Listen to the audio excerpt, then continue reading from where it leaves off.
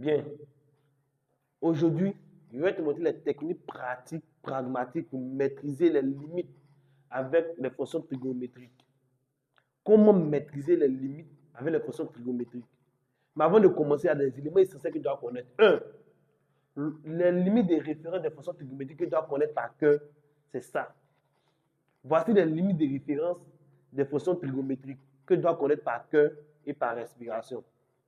Maintenant, lorsque donne la limite, lorsque x tend vers 0, d'une fonction trigonométrique avec sinus, comment étudier cette limite? Toute chose, il faut chercher à remplacer. Regardez ici. On calcule la limite lorsque x tend vers 0, de sinus de 2x sur 3x. Limite lorsque x tend vers 0, de sinus de 2x sur 3x. En 0, en sinus, lorsque tu as des limites, tu dois savoir une chose, c'est que tu connais dans le route en avance. On peut connaître dans le route en avance. C'est-à-dire quoi? Ici, le retard, c'est toujours ça. 2 sur 3. Ça veut dire quoi? C'est calcule la limite.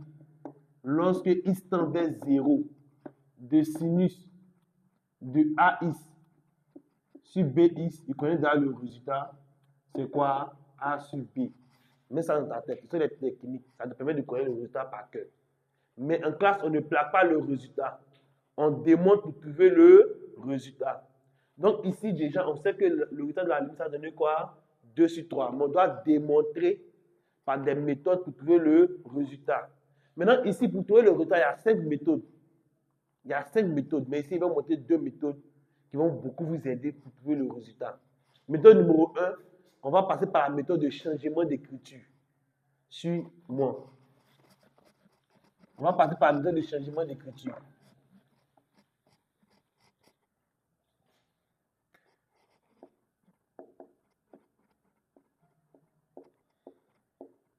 Bon, je vais prendre notre première limite.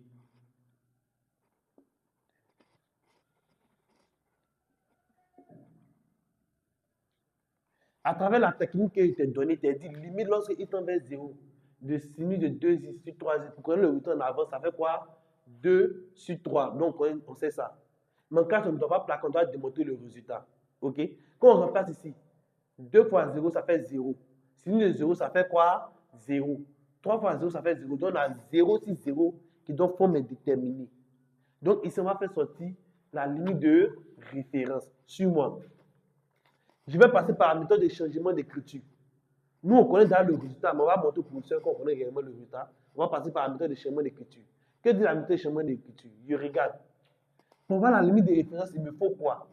Il me faut limite lorsque il tend vers 0 de sinus de x sur x qui fait quoi? 1. Je vais dire quoi? Posons.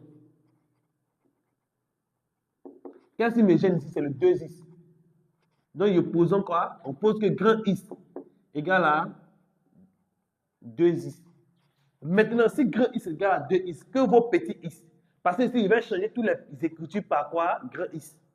Donc, quand je change mon écriture, c'est qu'il ne doit pas avoir quoi de petit x dans mon écriture, il doit avoir de grand x. Donc, si grand x égale à 2x, que vaut petit x? Je vais envoyer le. Pour 2 petit x, le 2 multiplie x. Donc, il vient ici, il va diviser. Donc, ça implique que quoi? Petit x est égal à grand x sur 2. Petit x tend vers quoi? 0. Quand petit x tend vers 0, grand x tend vers quoi? Quand petit x tend vers 0, grand x tend vers quoi? Je remplace le ici par 0. 2 fois 0, ça fait 0. Donc, quand le petit x est égal, tend vers 0, grand x donne quoi? 0. Donc, il va dire que grand x donne 0. Donc, je fais limite lorsque grand x tend vers 0. Parce que ici, il n'y a pas de changement d'écriture. Donc, ce qui signifie que là où un petit x est transformé par grand x. Donc, limite lorsque grand x tend vers 0, j'ai posé que 2x est égal à grand x. Donc, grand x est égal à 2x. Ce qui signifie que ici, j'aurai sinus de grand x. Et petit x. On a dit petit x est égal à quoi? Grand x sur 2. Donc, j'aurai quoi? 3 multiplié par grand x sur 2. Qu'est-ce que j'aurai? J'aurai limite lorsque grand x tend vers 0 de sinus de grand x sur grand x, si je veux séparer, multiplié par quoi? 1 sur 3 sur 2. J'ai séparé celui-là. Ce qui signifie quoi? S'il y a 3 grand x sur 2, je peux séparer. C'est la même chose avec quoi? Grand x fois 3 sur 2. Donc ici, j'ai séparé. Donc voici ce que j'ai. Or, 1 sur 3, il y a donc, lorsque grand X tend vers 0, de sinus de grand X sur grand X. Ici, il y a un fait l'inverse, ça fait l'inverse. Donc, tu vas multiplier par quoi? 2 sur 3. Limite lorsque grand X tend vers 0, de sinus de X sur X. C'est limite de référence, ça donne 1. Donc, c'est comme si j'ai 1 ici qui multiplie 2 sur 3, qui va me donner quoi? 2 sur 3. Ça, c'est la première méthode. Mais ici, la première méthode, je suis passé par changement d'écriture. Et je trouve quoi? 2 sur 3. Sinon, au lieu de technique, on connaît le résultat en avance. Ok? Tu connais le résultat en avance, c'est bien. Mais il faut toujours démontrer. Ok? Donc, ici, voici ça. Voici comment on fait pour trouver le résultat. La deuxième méthode, c'est la méthode d'ajouter et retrancher. Donc, suivez bien la deuxième méthode. Maintenant, la deuxième méthode, c'est quoi? C'est la méthode d'ajouter et retrancher. Comment appliquer la méthode d'ajouter et retrancher? Pour appliquer la méthode d'ajouter et retrancher, écoute très bien ce qui était dit. Ici, une autre limite de référence en sinus, on dit quoi? Limite. Lorsque X tend, il y a bien dit lorsque X tend vers quoi? 0, sans 0 qu'on travaille. De sinus de AX sur AX est égal à 1. Ce qui signifie quoi? Il vous a dit, pour trouver le résultat, pour tout ce qui est ici, hein, ça va être A sur A qui donne 1. Ça, c'est aussi une limite de référence. Limite lorsque X tend vers 0, de sinus de AX sur AX est égal à quoi? 1. OK? Donc ici, j'ai limite lorsque X tend vers 0, de sinus de 2x sur 3x. Il me manque quoi ici pour avoir parce que je veux que 2x se répète ici. Donc pour avoir 2x ici, il faut faire quoi? Il faut ajouter 2x. Ou bien il faut ajouter quoi? 2, ça dépend de toi. Donc ici, j'ai besoin de 2 ici pour faire sortir la limite de référence ici. Pour avoir quoi? Limite lorsque tend vers 0 de sinus de 2x sur 2x. Donc pour cela, qu'est-ce qu'il me faut? J'aurai quoi? Limite. Regardez ici.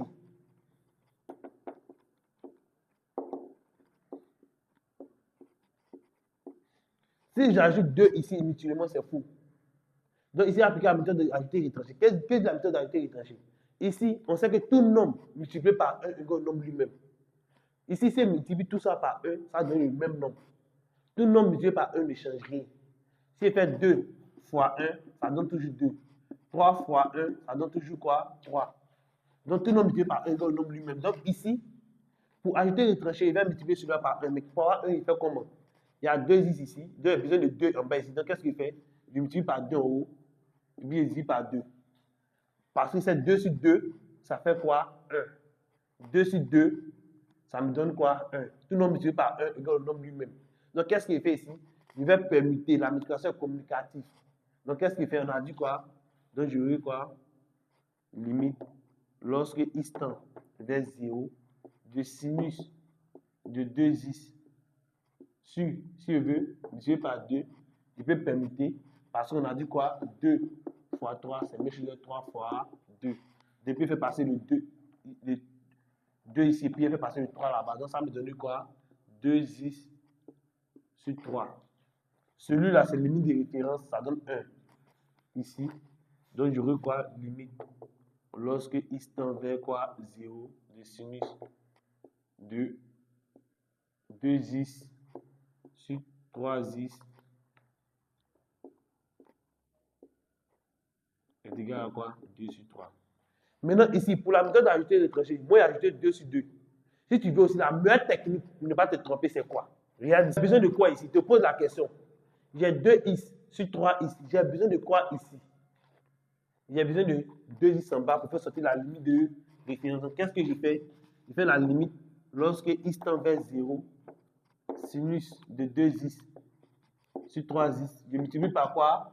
2x en haut, 2x en bas. Qu'est-ce que ça donne? 2x en haut, 2x en bas, ça fait 1. Tout nombre multiplié par 1 est égal au nombre lui-même. Donc ici, il va permuter. Donc ça me donne quoi? Limite lorsque x tend vers 0, de sinus de 2x sur 2x multiplié par 2x sur la multiplication communicative. Ici, il simplifie les x. Donc j'aurai limite lorsque x tend vers 0, de sinus de 2x sur 2x multiplié par quoi? 2 sur 3 est égal à quoi? 2 tiers. Pourquoi? Parce que cette limite, c'est la limite de référence en 0. Parce que ça donne 1. Donc ça fait 1. 1 fois 2 sur 3, ça donne 2 sur 3. Cette technique-là va beaucoup vous aider. Donc maîtrisez bien cette technique d'ajouter et retrancher. Ok? Voilà.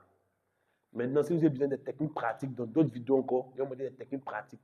Donc pour ceux qui ne comprennent pas certains cours, rejoignez-nous à la société Power Group. On va vous aider à comprendre toutes ces méthodologies. On va montrer d'autres techniques, des conseils pour vous aider à avoir le bac, pas n'importe quel bac.